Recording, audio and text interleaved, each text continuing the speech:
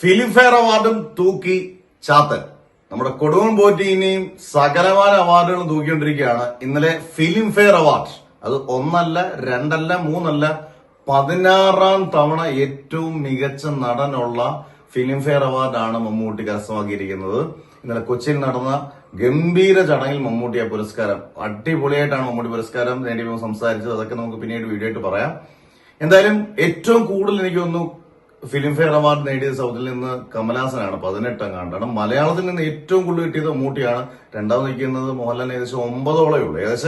ഏകദേശം ഇരട്ടിയോളം ഫിലിംഫെയർ അവാർഡാണ് മമ്മൂട്ടി കിട്ടിയിരിക്കുന്നത്. പുരസ്കാരങ്ങൾ കിട്ടണമെന്നുണ്ടെങ്കിൽ അർഹതയുള്ള പുരസ്കാരങ്ങൾ കൃത്യമായിട്ട് കിട്ടിയിരുന്നെങ്കിൽ ഒരുപക്ഷെ ഇതിന്റെയൊക്കെ ഇരട്ടി എല്ലാത്തിനും കിട്ടിയാണ്. ഫിലിംഫെയർ അവാർഡാണെങ്കിലും ഈ പറഞ്ഞ പോലെ ദേശീയ അവാർഡാണെങ്കിലും സംസ്ഥാന അവാർഡാണെങ്കിലും എല്ലാം കിട്ടിയാണ്.